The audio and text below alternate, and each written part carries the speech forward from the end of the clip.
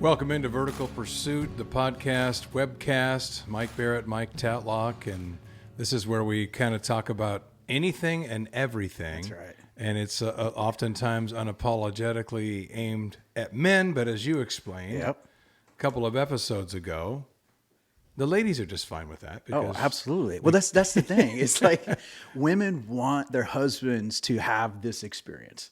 And so they're rooting for their husbands to have it. So this is, and there's nothing out there like this. That's what we've talked about. There's a lot of podcasts, but with what we're talking about is, yes, maybe more geared towards men, but I know women, it's a great opportunity for them to listen in, but really it's an opportunity to talk about the real stuff that guys aren't able to talk about in real life. Well, and for those of you who don't know, I was an NBA broadcaster for a lot of years. Mike is not just a pastor, but also the team chaplain for the Portland Trailblazers. So we've both had experiences in our professional lives that have been with professional athletes. That's right. And when you read books, and I'm reading one right now, we both like military books, and I think a lot of guys do, and we tend to go to those because it's kind of this raw masculinity, and it's a band of brothers kind of thing. So we've dealt with a lot of that. And I know that you are dealing with a lot of that even now in your role as an NBA team chaplain. You were at the All-Star game not that long ago. Yeah. So that's kind of a special place to work. Yeah. And when we talk about being really a fraternity, and it's the idea that it's a very small elite group of people that get to be a part of professional sports. And there's something about when you get into that arena, everybody wants something from you. And so what does that look like for you to develop the trust bond with others who understand your struggles, who understand what you're going through that maybe nobody else really gets? And they're the ones that you can trust. And so, you can be very isolated as a professional athlete. You can struggle with that. But at the same time, finding that camaraderie and that brotherhood is really important. There's a very interesting similarity between, you talk with guys who go to battle and they have that cohort is the word we're using it for, right? And then guys who are in professional sports or anybody who's played team sports understands that you've got that brotherhood with you. And there's an interesting similarity between the two. The cohort word is great. And, you talk about battle and in all the sports, especially the major ones that we watch, there's probably nothing as similar or in the terminology around the sport as the NFL. And sometimes we just sit here and banter. Sometimes we have friends and buddies on and sports figures and life figures, and happy to have Sean Mannion with us today, quarterback in the NFL, the all-time leading passer in Pac-12 history, the all-time leading passer for Oregon State. And I went to Oregon State, so I had a lot of memories watching you light it up. And even just a couple months ago, starting at Lambeau Field for the Minnesota Vikings against the NFL's MVP. I know you wished it would have been a little warmer than 1 degree that night in front of Lambeau. But Sean, thanks for the time. Of course. Thanks for having me.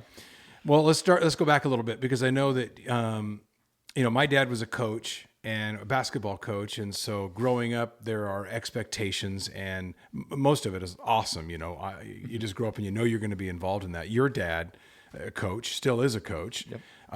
And I think your brother, we can get to that too. But anyway, that you were kind of no surprise where you were going to go, but you've gone to great heights with that. But tell us kind of growing up. I know you were from California and then came up here, and I guess we'll get to this too, but your family kind of came up here with you, and now they're up here as well. Yeah, no, I grew up in the Bay Area. Like you said, my dad has been a football coach for, 30 years now at least. And, I think the biggest thing I think about with my dad being a coach is just exposure to the game and exposure to team sports and exposure to competition from an early age. I just think about it like any kid, you usually, you want to spend time with your dad. And for me, we had time spent together over football and over other sports too when I was younger. And eventually that love for football kind of grew the strongest, and that became my pursuit in life. But I think the biggest thing for me was just exposure to the game from an early age. Putting a football in my head, playing catch in the front yard, became something to do. And for other people, it might be at different things, but that's what it was for me. Yeah. Dude, when you go back to that as a childhood, and did football, was that like the main thing for you? Did you have other sports too? Were you kind of like, hey, I want to try all these different ones? Were you just a natural athlete all around, or? I was always very, very active. Yeah. So growing up, I played football, basketball, baseball. I played all three in high school. Yep. All growing up. So I played all the sports, I guess. I just loved being outside. We lived at the end of a cul-de-sac. There was a bunch of kids in our neighborhood, so there was pickup football, there was pickup basketball, pickup baseball, everything. So I loved them all. It's funny, actually. The other night I was watching the Blazer game with my wife Megan and our two daughters, and I was just thinking, man, like I miss playing basketball. It looks so much fun. Now my basketball game has gone way, way, way back on ice because it's just not worth it to sprain an ankle or worse. So I haven't played basketball in ages, but I have interest in all sports, and I played them all growing up. I think probably when I got to high school, I realized that football was the one that, kind of like Mike said, could take me to another height, if I pursued it. Yeah. But through all of high school, I played all three, and I loved them all. But being 6'7", 6'8", you're the basketball coach, I'm sure, was saying, "No, this is where you got to be," right? Yes and no. We had a pretty good basketball team. I was not relied on for scoring very much. I'm trying to think of an NBA player comparison. I was like a skinnier version of Steven Adams, maybe. Okay. A lot of setting screens, a lot of rebounding, not a lot of scoring. But I tried to just be a team guy and just play hard. For me, basketball started when football ended. So that was kind of the way I looked at it is, unfortunately, it would conclude with us getting knocked out of the playoffs in football. But then the following Monday, I'm at basketball practice. And, I just loved being out there and I loved playing. But I wasn't much of a scorer.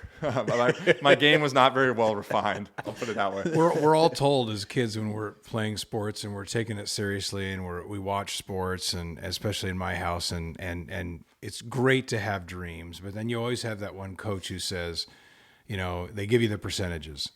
On who's going to actually play varsity sports, and then all of a sudden it shrinks. Who's going to go to college and play sports, and then it really shrinks. Yeah. Who's going to make it to the professional level? Did you always have those dreams like all kids do? And then do you ever have to kind of stop and take stock when you have made it to the pinnacle? I think like you said, like most every other kid, I think I always had my sights set on, man, I'd love to be a professional baseball player one day, basketball player the next day, football player the next day. I think as you get older, you can kind of feel, I remember, going back to my sophomore year of high school, I was able to start, I think maybe like 6 or 8 games, which isn't super common really to start as a quarterback on the varsity as a sophomore. And I remember the season ended, and I remember just feeling like, I'm going to have a chance to play a lot of football, but by the time I leave high school, and the end of high school football can be really emotional. It was for me, and I still got to play in college. But I remember thinking, seeing all my older teammates, like I said, we got bounced from the playoffs, and just feeling like, I don't want this to end in 2 years. And I felt like with the amount of games I was, probably going to have an opportunity to play before college, I felt like that was a real possibility. And then you just dive in completely, and you try to just become all that you can be. Yeah.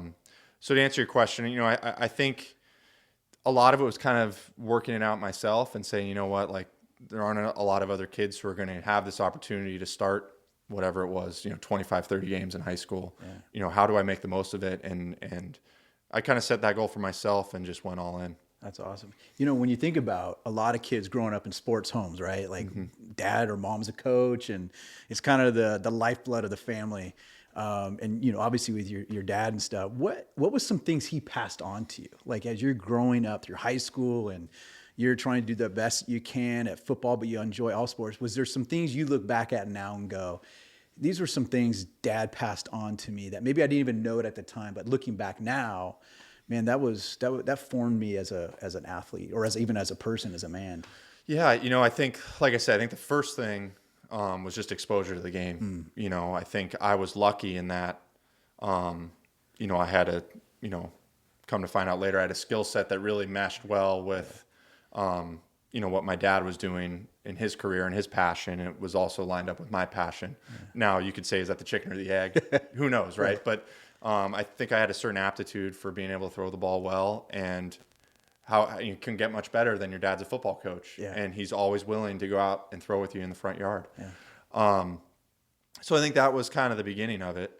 But yeah, I really think, the beauty, I think, of what my dad did is, as a coach, you see kind of some of the movie depictions, and it's like we're talking about 3rd and 6 over dinner. Right. And it wasn't like that. It was, when we were at home, he was dad. When we were at practice, he was coach. But I think the biggest thing that he instilled in me was just like, don't set any sort of limit for yourself. And if you're going to do something, be all in. And if you have a good attitude about it and you're willing to work at it, like, the sky's the limit. And, I think from a young age, if you're a kid who's interested in sports and you say, I want to be a professional athlete, I think at some point, when you have a father or a father figure or a mother or anybody who's instilling in you that, like, hey, anything is possible if you really work at it. Yeah. It kind of fans the flames of what you want to become. Yeah. So we all know California is a factory, especially for quarterbacks. It just is. And so, I mean, you've got to stand out in that, because of the population. And so when you had success in high school, who came after you? I know you ended up at Oregon State, obviously. We'll talk about why. Where were your offers, and how did you weigh those offers? Yeah, again, I think it was a steady build. I think I went from, hey, this might be a possibility, to, hey, I'm starting to hear from schools. And then I know the goal that I set for myself, being from the East Bay, was I'd love to play in the Pac-12. So that was a goal in my own mind of, I grew up watching Kyle Bowler when he was at Cal. I grew up watching Aaron Rodgers when he was at Cal. All the success that Jeff Tedford had at Cal, because we were 20 minutes away from Cal Berkeley. So the goal I kind of set for myself was I'd love to play in the Pac-12. But then early on, Oregon State, was interested kind of from the beginning, and that really stood out to me. UCLA was another school that was interested, Washington State, and then San Diego State, who also had a really strong program with Brady Hoke at the time. So those were kind of the 4 main schools that I had, pretty open lines of communication with. And, I think it was just from there, one, hoping to get an offer from one of them, and then 2, trying to figure out what the best fit for me was, both football-wise and life-wise. And unlike, really, we'll get to your NFL career, but it was funny, I was kind of thinking about it this morning, but whereas your NFL career, you've had to wait for opportunity, you didn't have that in college. So you went from getting early playing time, which is why you're the all-time Pac-12, career passing leader, because you played a lot. I mean, you think you threw for like 13,000 yards in college. So that was great, but you got thrown into the fire pretty quickly at Oregon State, right? Yeah. I redshirted my first year, which I honestly think was the best thing for me. I was skin and bones. I was not very physically imposing at all. I mean, I was tall and lanky, but to have that redshirt year to really get your feet underneath you, develop yourself physically, develop yourself mentally, figure out how to be a college kid, figure out how to be a college athlete, was huge for me. And then I remember there was one point, I think it might have even been in spring practice, kind of following my redshirt season, where the other guys on the team, the other quarterbacks were, I think, injured or not able to practice. And somehow, like, suddenly I was taking every rep of the whole practice. And I didn't even realize it at the time, but I had a really good practice. And I think from there, I think I opened up my own eyes to, hey, I can do this. And, you'd have to ask Coach Riley and Coach Langsdorff, but I feel like that might have been a turning point where they might have felt like, hey, this kid's come a long way in his redshirt year. He might be ready to play. And so, like Mike said, it was my redshirt freshman year. I think I started 10 games, and it was a really tough year for us as a team, but there was a lot of growth for me personally as a player and for our team just in general. I think when you go through some of those rough patches, we come back the next year, and I think we go 9-4, we make it to a bowl game. And so there was a lot of growth for me personally, I think, for us as a team. But again, I'm so thankful, that throughout all of that, Coach Riley, Coach Langsdorff, everyone at Oregon State stuck by me. And, I just knew I was going to keep working and keep trying to be all I can be, and it wasn't perfect that redshirt freshman year, but I think it allowed me to continue to grow. Yeah, that's good. Well, and then you go from there to the NFL. I mean, I'm going to stop down just for a second. Yeah. Trash pickup day. Yeah, those guys they've never come this late. I thought They're were on schedule at 10 o'clock every morning. I feel like ours are usually pretty late. They're really Are they late. really? Yeah, they're like Yeah. Did they 4 change o'clock. that recently? No. Yeah, they never come at like 1 o'clock. Okay, are you ready to go?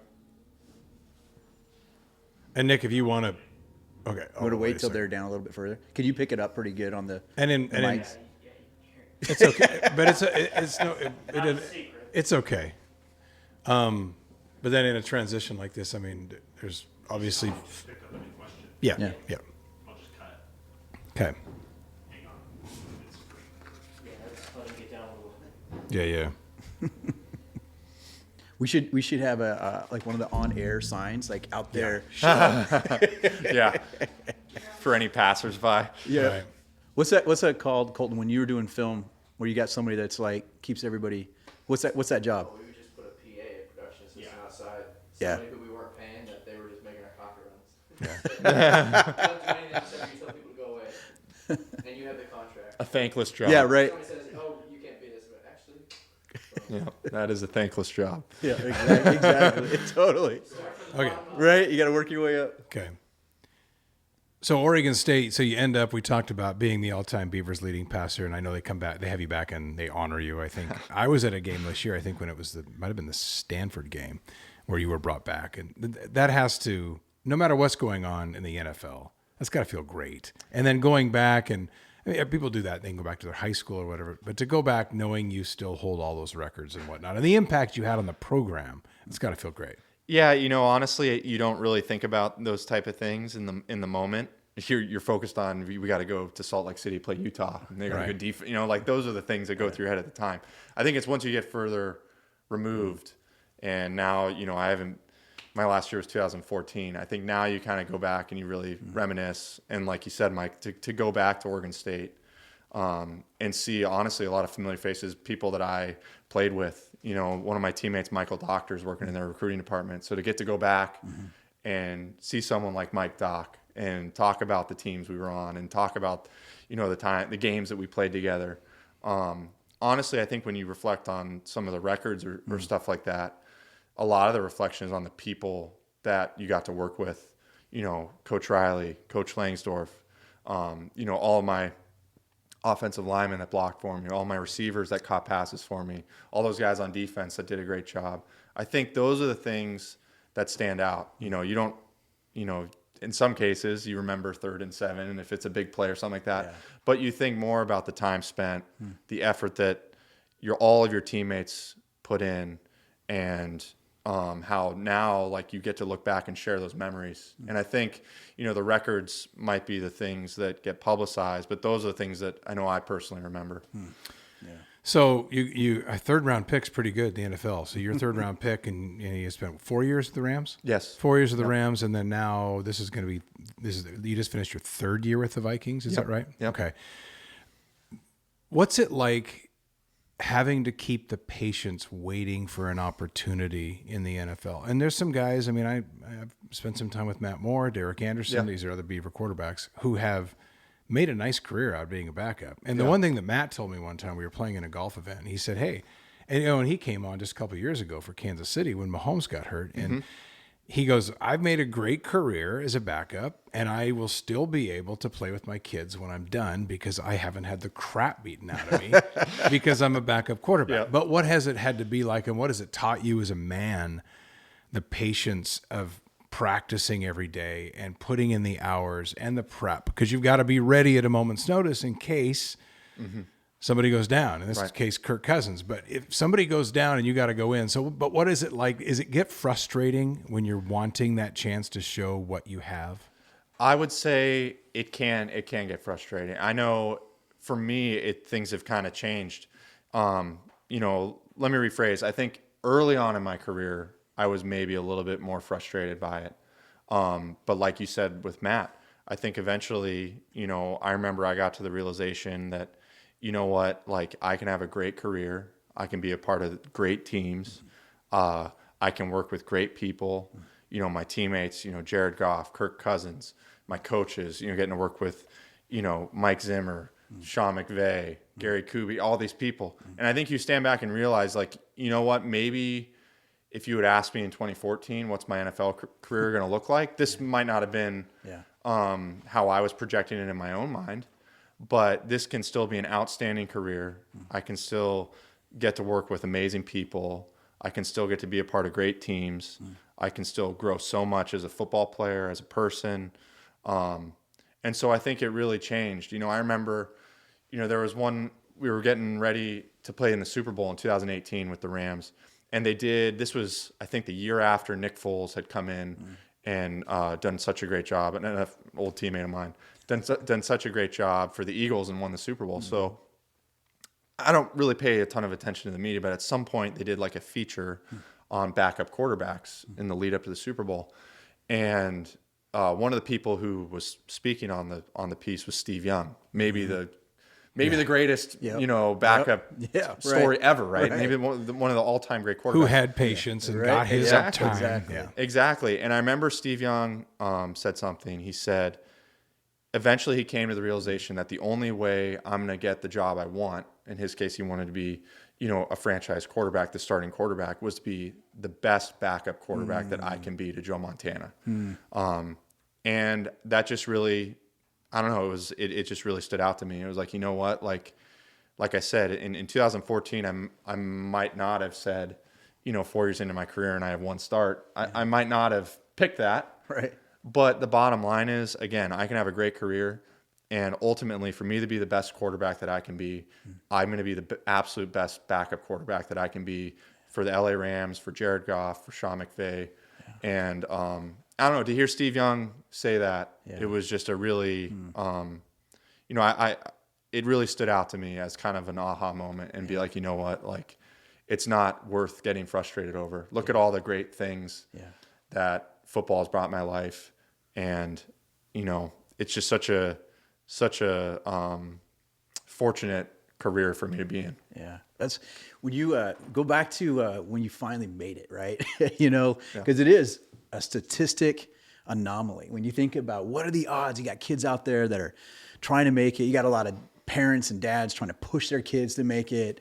But when you go back and can you think of the time when you're like, this is real? Like, wow, I am here now. What did that feel like for you? What was going through your mind? You know what? Honestly, the draft is a big moment. Because you're sitting on your couch. The draft is really interesting because a lot of people don't know this. The telecast is actually probably, by the time you get to the third round, when I was picked, it's probably 7 picks behind where they're actually selecting, because the broadcast just can't go as quickly as the actual draft process can. So it can be a little bit stressful. You're sitting at your home, you're sitting on your couch, you're with all these people that love you. I'm sure I'm looking down at my phone like a maniac, just hoping to get a call from my agent, a call from an unknown number, anyone, right? You're just anxiously waiting. You don't know what's going to happen.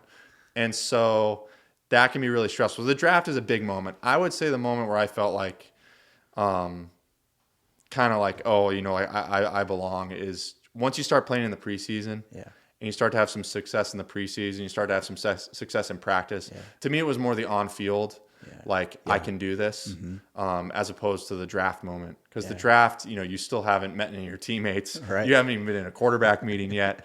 But I felt like once you start getting into the preseason, you start getting into training camp, you start to have some success at practice, that's when you feel like, you know what, I belong here. The emotion that goes into football, well, all sports, but football, when I was around at Oregon State and I was working with media relations when my baseball career fizzled, and I would be in the locker room after games because we would set up interviews and stuff for people. But there was one moment when I was in there right after a game, and the NBA has a 10 to 12 minute cool down where the players can go in and if you need to punch a wall or whatever, you do it before the media comes in.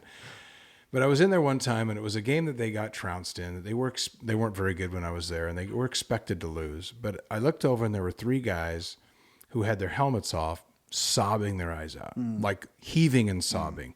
Not because they lost. I think just the immediate emotion of the game poured out of them. And I was like, wow. And I was envious of that passion and to see that going on. And then the brotherhood as they came together at the end of that. And maybe it was because of the physical nature of the battle they just were in. And again, I remember even thinking, as dumb as I was and young as I was at that point, it wasn't about that they just lost that game. It was the end of something they had built up to for a week with all of the blood, sweat, and tears. And then this pouring out of emotion. I don't think it's something that a lot of people get to experience. So what is that like? That emotion, not the build up, first of all, as the week of practice goes, to the pregame talk, to even halftime and the postgame. What's the raw emotion like inside an NFL locker room? Well, I think, people put their emotion on display in different ways. So for instance, like at my position of quarterback, really I'm trying not to play the game with much emotion. I'm trying to play the game with precision and with sound decision making. And so for me, prior to the game, I'm probably maybe the least amped up guy. If I'm a defensive end or a linebacker or running back, those guys are really juiced up for the game. Yeah. But for me, I'm honestly trying to stay, I want to be flatlining in terms of, because you're not trying to go kill somebody. Exactly. Right. I'm trying to be as precise and as again, as with sound decision making as possible.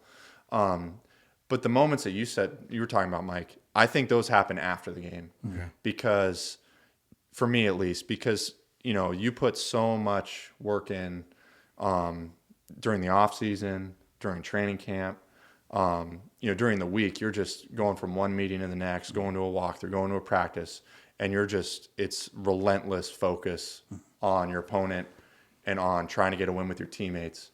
And so I think when the game ends, and it can be such like an exhale, so to speak, and you get both sides of it, right? You get the moments where you're crushed because you know how much you put into this week of preparation, how much you put into your career trying to become all you can be, and the outcome wasn't what you wanted.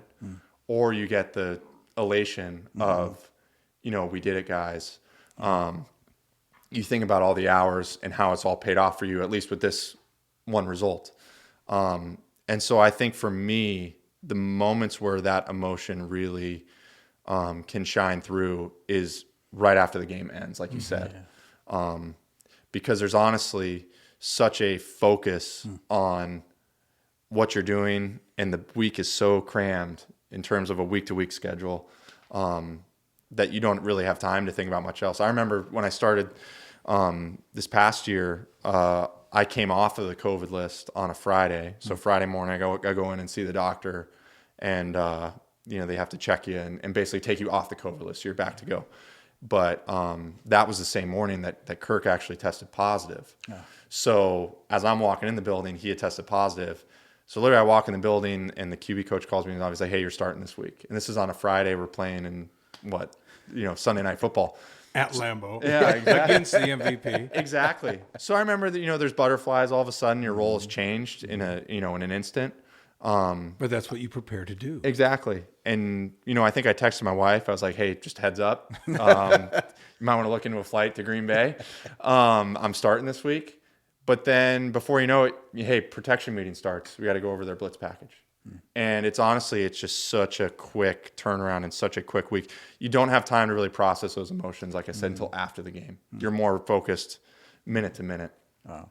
It's so good. On the heels of that, in the NBA, and it's true of every sport, one of the things we talk about as a chaplain is you're either a friend or you're a fan. And I think that distinction shows that there's players and then there's the person. Mm-hmm. And, one of the sayings in the NBA is more than an athlete, right? And it's true because you are a dad, a husband, Yeah. a son, Yeah. a person, Right. not just this machine that's out there on the Right. field trying to execute precision. Right. So when you think of just you as a person, what are some of like the stresses, the hardships, the challenges that you face being an NFL quarterback? I think the one thing that I have always tried to do, really since I got married, and especially since I've gotten kids, is not bring my work home with me. If you have a tough practice in training camp, don't go home and be in a pissed off mood, around your kids, around your wife. I think that can be hard. That can be hard because, like I said, you put so much into it. It's your career. It's no longer a hobby. This is your profession. This is what you've dedicated your life to. But I think the one thing that I always try to focus on is I'm not going to let how I did at practice, how I did in that preseason game, how I did in that regular season game affect the type of father I'm going to be at home, the type of husband I'm going to be at home. So that's been a point of focus for me is just to really try not to take my work home with me. But I also think it can work the other way too. And I know in particular since becoming a father, if I have a bad practice, if I have a bad game, I'm going to go home and my two daughters, Sawyer and Lennon, they're not going to care. They're not going to care if I threw a pick on third down. They're not going to care if I took a bad sack. Like, they don't care about that. They just care about dad. Yeah. And I think that also gives you great perspective and lets you realize, hey, these might be high pressure moments, but the things that really, really matter to me are at home, and that's not going to change.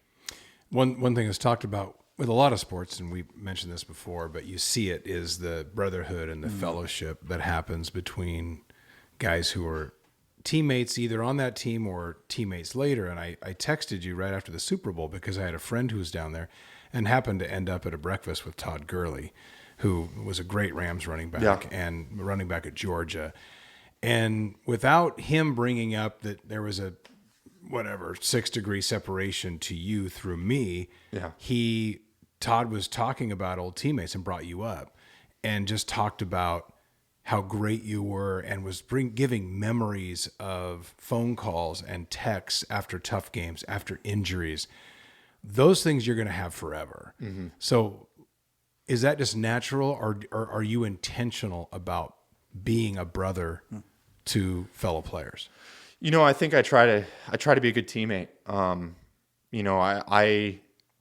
I think, you just try to be the best teammate you can be. Try to be yourself. I wouldn't say I'm like intentional of like, I don't have a reminder on my phone, hey, make sure you text this guy. Make sure it's not like that. I think you just try to be who you are and try to take an interest in your teammates and take an interest in their lives and get to know them on a genuine level, not on a superficial level.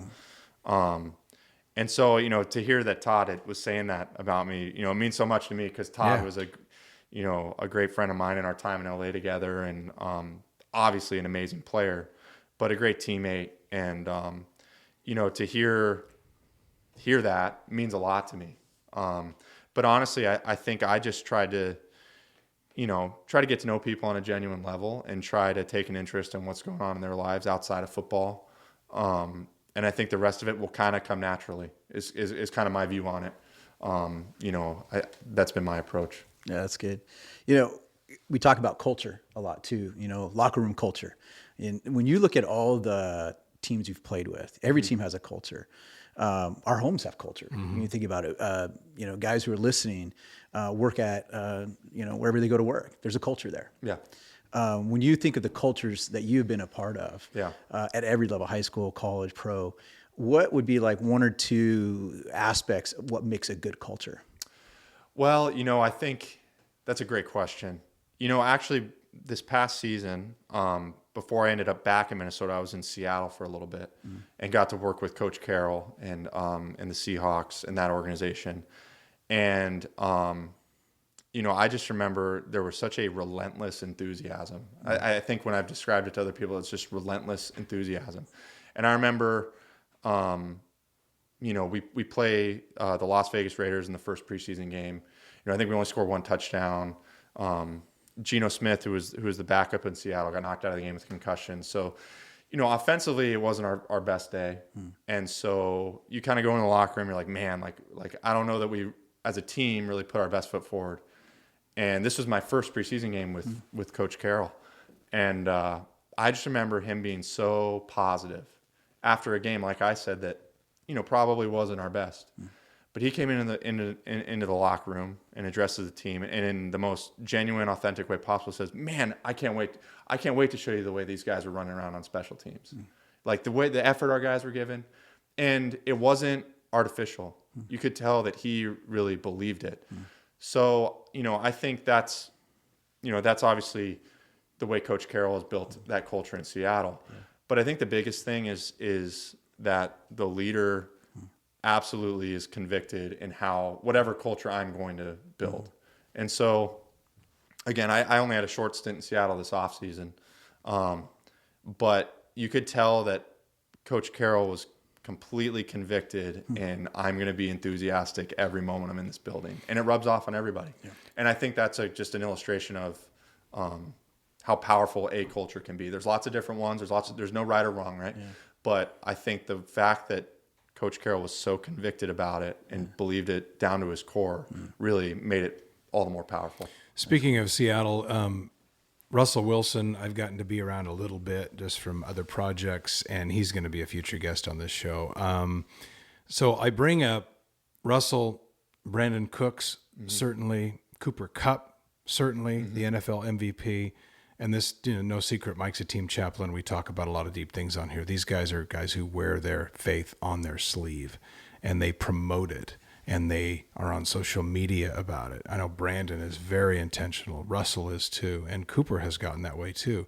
I mean, for Cooper to sit at a Super Bowl post-game press conference and say that the Lord gave him a vision that he would be the MVP and have no fear about being mocked or laughed at after doing that, that's just courage. And I loved that.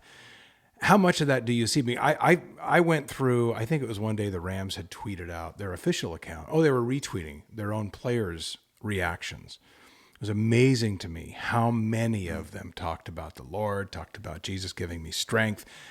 I know that's a big thing. Well, it's a big thing in the NBA. I know it's a big thing in the NFL too. How much of that is there? I know you're not one of those guys that does that. Yeah. And that's fine. Some guys choose to do it, other guys don't. But I know you love Brandon. Absolutely. And Cooper, who's fantastic too. I do admire their courage.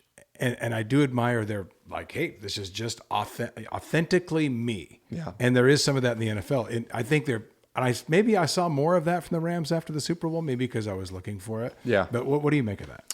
Well, I think the thing is, and kind of getting back to, your question about culture, is I think everyone wants to have a culture where every person in that building feels like they can be true to themselves and express themselves in the way that they feel most comfortable. And, kind of like Mike said, I tend to be a little bit more private when it comes to my faith. And other people are more outgoing about it. And that's great. And I think the great cultures in sports, which you just listed numerous examples, make everyone feel empowered to just be who they are and be comfortable in expressing themselves however they choose.